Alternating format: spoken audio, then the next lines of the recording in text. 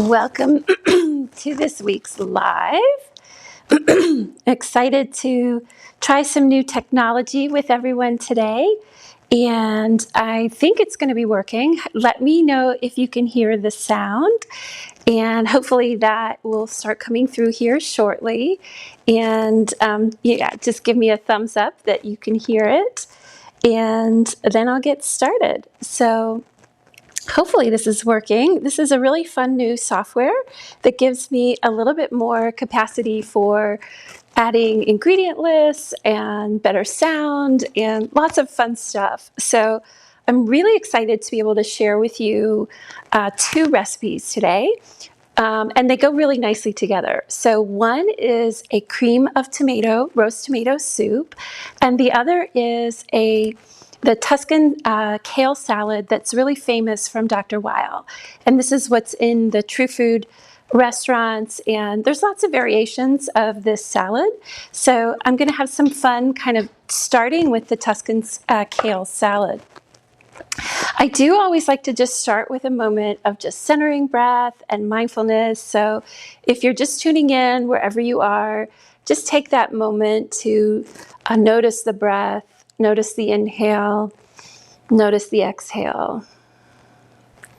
Great. And just notice wherever you are, taking a moment to digest the information that I'm sharing, what's happening around us, the information, the intensity. Lots and lots is going on in our lives, and still we need to eat. Still we need to spend time in the kitchen nourishing ourselves, and it's probably one of the things that we can do every day that can give back to us in this time of uncertainty, confusion, difficulty, and certainly healing. I think a lot of people are in a process of healing right now in really unique ways. So my 2 cents on sort of tuning in to eat. Anytime you start eating, it's always, to me, a good idea to just take that moment to center yourself, get clear on what you're making, what your body needs, even just taking that moment of, hey, what does my body need today? What can serve me today? So like I said, we're going to start with this kale salad, and then I'm going to show you how to make this really yummy soup. So this kale salad can actually be made super quickly, and that's kind of what makes it fun. So I usually kind of do it in 2 bunches, and I'm just going to set that group there. And let me just pull this up, make sure, oops, there we go. Make sure you guys can hear me. It looks like you can. So if you're here, just a heart or a hashtag live. And certainly you can share this with a friend or after if you're watching this later. So it just depends on, it depends on how thick the vein of the kale needs to be. So sometimes I'll just take a minute to cut out, but if it's not too thick, I will just go ahead and cut right through it. And this is brand new kale that just showed up at the farmer's market. So the growing season here in Phoenix, after the ostensibly the longest, hottest summer ever, is finally coming to a close, which I'm super excited about. Oh my gosh, I even had to get out of Dodge. It was so hot. I just couldn't handle the heat this year. So I've taken a little bit of the center portion of the kale out. And what's nice about this is you can save this in your fridge or your freezer for your stocks. And so usually I'll have an area in the fridge or the freezer where I'm storing it up, and maybe once a week, throw all that in the slow cooker overnight, and then it's a great resource for broths. So, all right. Oh, yes, little color today, Kelly. It's always fun to mix it up, and I've been having fun with some of the summer sales, to be honest. So what I do is I like to cut this kale in sort of, I would say about a 1/4 inch width. So I just fold the kale over just like that. And you can kind of fold your knuckles under so you're not going to hit your fingertips on your knife blade. This is a Japanese steel. You know, having one nice knife in the kitchen sure goes a long way. I know everybody has different budgets and realistic expectations about the kitchen, but this is really easy. So I'm just going to throw that, and there we're about halfway done to this beautiful kale salad. And kale salad goes really good with soup. So if you're joining me today, I've got some new technology. So give me a thumbs up if you kind of like how the layout or the sound is working. I'm sort of learning some new techniques, but I'm cooking a creamy vegetarian soup and, or vegan soup, I should say, and a kale salad. And it's sort of that rubbed kale salad with one of my favorite vinaigrettes. And the vinaigrette we're going to make today is the one that kind of, for me, goes on everything. It's so versatile. It's super easy. So we're just having a kale and soup for lunch, maybe with a piece of toasted sourdough. I also was testing a recipe for mushroom lentil meatloaf or meatballs. And so you can always take a little bit of that and make a sandwich and put that on top of the food if you like. And so I am excited to share that one maybe next week as I get it worked out.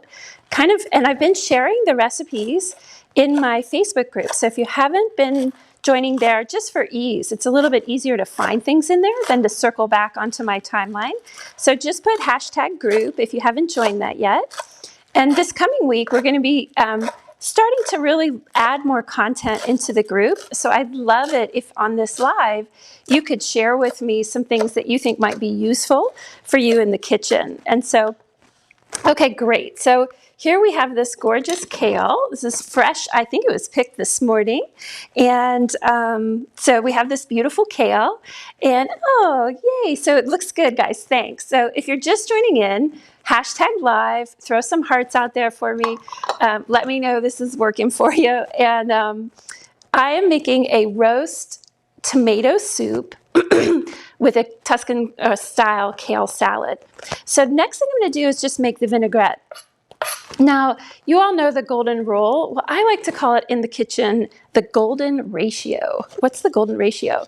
It's that number that you're like not likely to go wrong with something in the kitchen. And so my golden ratio is for this particular salad dressing is 2 parts oil, 1 part lemon juice. So whatever scale or ratio you're going to be making it on, that's the way to gauge it. So 2 parts oil, olive oil, extra virgin olive oil, and 1 part lemon juice. And this vinaigrette is so versatile. Oh my gosh, it goes on everything. So I'm going to make, so this is about a tablespoon, and you can measure it out. I don't know where my measuring spoons are at the moment, but I'm going to just measure this here. And we're going to go 2 parts olive oil and 1 part lemon juice. Now, if you like it a little more tart, then feel free to add a little bit more lemon juice than oil. And if you're looking for a refined oil-free option, you can take hemp seeds, soak them, and puree that with a little bit of water and the lemon juice. And that's a nice substitute for this salad. So it's a hemp dressing. And I'll probably do a recipe for that more formally here in the very near future. So this is about a 1/4 teaspoon of Dijon mustard. And I'm going to get a little whisk here. I've got it in the fridge or in the gadget drawer. And I'm going to need just a little bit of salt. There's salt in the Dijon mustard, so you don't need too much. But this recipe calls for a little bit of salt because it helps to soften the kale. So we know from sort of Spanish cooking, have you ever had ceviche, or in the past, if you're plant-based now, where the oil actually cooks the fish, the citrus and salt actually cook the fish a little bit. And of course, in the olden days, some of you may or may not know, I grew up in Virginia. And so in Virginia, we have all these colonial places. And I would go visit Colonial Williamsburg, and they'd have the salt cured this or that. And so it was always a bit of a fascination to me to contemplate how humanity ate before refrigerators, for what it's worth. So great. So thanks, everybody, for joining in. So if you're just hopping on, right now I'm making this beautiful, super nutritious kale salad. And you know, it's difficult. There's a lot of sort of infographics and memes and discussions about building our immunity, especially now that we have some awareness that the virus, COVID virus, really can infect everyone. And of course, we wouldn't wish the process of being sick with the virus on anyone, even our worst enemies, but get out and vote. But, we're looking for that healing process within the body to be as vital as possible. And we know that kale is filled with antioxidants. We also know that tomatoes have lycopene, which is a potent carotene. So again, we're sort of looking at how do we make sure our body has the things it needs to be as vital as possible? So again, eating plant-dense food. I always like to say plant vitality gives us human vitality. So again, I'm just going to pour this dressing over. Now, if you have kids in the kitchen, this can be kind of a fun moment. Kids seem to love getting their hands into it. And so I'm going to refrain from that because I've got some other things to do. But you can just get the kids in there and massage the kale. And by the time we're done pureeing the soup, or you would be done pureeing the soup, you would have this kale salad ready. So this is one of those meals you could have done in maybe 15 minutes if you thought to start roasting the vegetables earlier in the day. And so again, it's about timing and it's about planning your day out. And I definitely, okay, all right, I'm going to go ahead and do it. Sometimes it's just what it is. All right, so the kale wants to have a little community with me. So I'm just going to rinse this here. I'm going to squeeze it a bit, talk to the kale. All right, hello. So at any rate, the kale wanted to have some conversation. So this is sort of a massaged kale salad. And what we're doing is just sort of breaking down some of those cell walls to let the flavor in, to let some of that digestive process begin. And of course, I'm going to have to go wash my hands. Now, you have all kinds of options for what else can go in the kale salad. You could put sesame seeds, you could put sunflower seeds, you could put toasted vegetables, roasted vegetables. You could put hot pepper, chili flakes, or garlic. Now, those of you that know me a bit more know that I have a background in Ayurvedic cooking and, of course, study of Ayurveda. And so this is something that I really don't usually recommend or eat raw garlic. It's just a lot of energy into the digestive tract. You'll be tasting garlic, but if that's your thing, definitely put your raw garlic in here. And if you let it sit for a bit, the allicin and some of the beneficial phytonutrients in the garlic begin to sort of wake up and are even more effective. So this is a massaged kale salad that's from Dr. Weil's True Food recipe, and I graduated last week from the fellowship that he founded, and they provided us with some information about the recipe, and it's exciting to share. So can we do this style of dressing and massaging with other raw veggies? Well, I think you could. Let me think about that. So I think that it works the best with the kale. Now, the dressing could go with any raw vegetables or any kind of vegetable that you wanted a little extra flavor. So oftentimes I'll add some extra herbs to this dressing, and then I'll throw that into the roast vegetable mixture. And so I'm going to show you a little trick here. It's not too hot now. So in the interest of time, I had someone comment last week, it's like, gosh, those lives are long. So I was like, yeah, I know they are. Okay, so I'm going to try and keep them to a half hour or less. So I've got 10 minutes or so to go. So this is a little trick that I like to do, and I call it sort of sheet pan cooking. And I mean, by no means did I originate this term, but sheet pan cooking is basically when you have a roasting pan. It could be any width on the side. You just had to hold the veggies in. But what I'm doing that's a little bit different is that a lot of the sheet pan doesn't come with a cover. And oftentimes people will use foil or parchment paper. But we're trying to be efficient and sustainable in our kitchen. So I'm using the Silpat. It's a silicone baking pad that I just put over it, which gives a nice kind of steaming quality, helps keep the flavor in. Sometimes when you roast vegetables, I feel like when the vegetables lose all their moisture, some of the flavor gets lost or some things get lost in translation. So by covering up like that with the Silpat, it makes it really fun. So here you can see, I think you're gonna be able to see that. Super exciting news, because at some point very soon, I'm gonna have an overhead camera so you can see close-ups, and that's gonna be like next level. I'm super excited about that. But at any rate, so this is basically the substrate that is going to be the basis for the soup. So you may recall I sort of mentioned this idea of ratios. And so the ratio for the soup is generally 2 parts plant, 1 part liquid. Now, again, sometimes it depends how much water is in your plants. You may need a little extra liquid, but I literally just threw everything in here. And I had these really sweet little peppers from the market, which you can see on the picture afterwards, but I didn't even have to cut these up before I roasted them. I'm just peeling the tops off now as we go. And again, this is something fun. If you want to engage kids in the kitchen, get them involved in doing little tasks like this. I often hear that from people. I feel like I'm alone in the kitchen. It's isolating. I don't have help. So one of the things you can do is really get kids involved at a younger age. Sometimes it's better.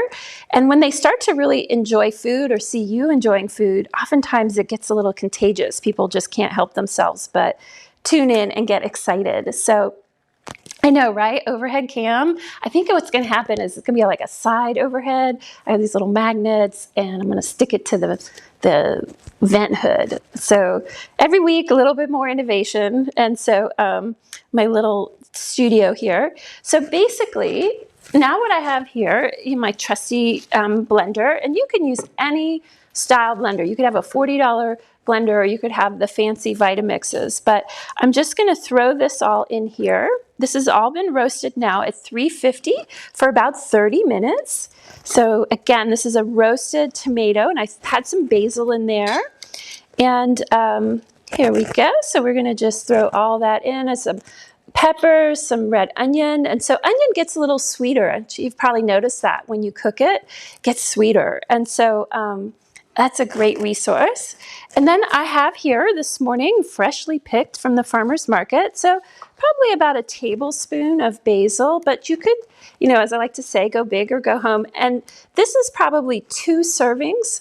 So again, if you had a bigger family, you'd want to just do more vegetables. But again, the basic ratio is 2. This is a creamy soup. Now you could do non-plant-based milk and just do a broth, and it still is going to be really tasty, but I like that kind of added creamy component. I also happen to have a little bit of oregano left from when I bought it a couple weeks ago. So at any rate, I'm just going to throw this in.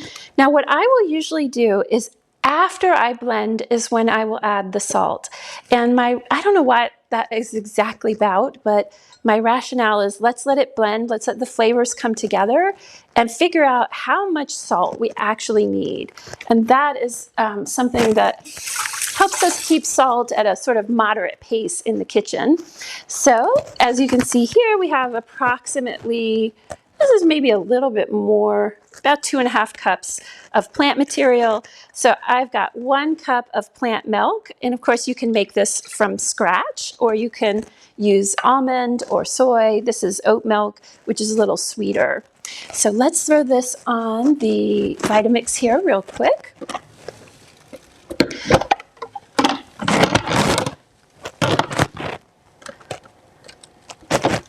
Okay, I gotta plug it in. So again, these roast vegetable soups are so quick and easy to make.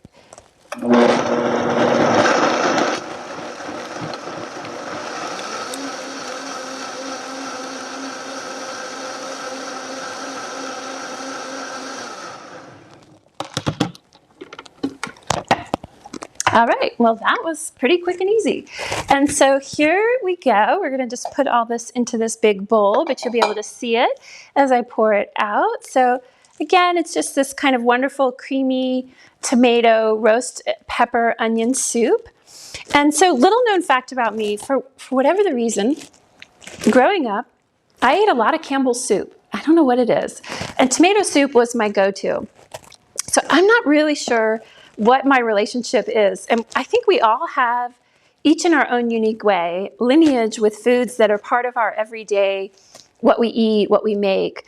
And I think sometimes taking stock to just dial back into the past, think about what you used to eat, think about how things integrate into your palate and into how you create your meals today. And, ask yourself the question, could I up level this just a little? Because the Campbell soup, great, it had a certain function. And I would say that I would generally have Campbell soup with a grilled cheese, right? I don't know if anybody else had that. And maybe it was something that my grandma first made. I'm not even sure I know the origins. But for many years after I left my parents' home, I always had tomato soup, Campbell's tomato soup in the pantry. Sort of my Warhol moment, maybe, huh? But at any rate, so as I got older, I realized, like, gosh, these things aren't so hard to make. They can really add value and elevate my health. And so I was going to just finish off with just a little fun fact here.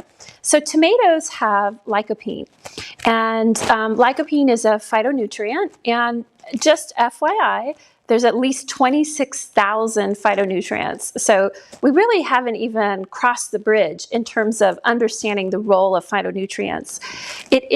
Tomatoes are part of the nightshade family. So they were originally cultivated, from what I read, in South America. They were brought to Europe, but they were initially ornamental. This was really fascinating to me because they were considered to be part of the nightshade family, which was considered not to be edible. But as time went by, I began to understand that the bitter alkaloids were in the leaves, not as much in the fruit. And so I would probably say, in modern era, tomatoes have fully infiltrated our culture through tomato sauce, lasagna, pizza, soups. It's everywhere. Tomato is now cultivated around the world. And the average, let's see here, a little factoid for you. Lycopene is found in varying degrees based on how it's cultivated or the color. So the dark red have the most lycopene and the lighter colored ones have less lycopene. But I tend to like the lighter ones because they're a little bit less acidic. They're a little bit sweeter. So again, finding that rhythm of how your body digests it and how you do on it. So let's just finish up here.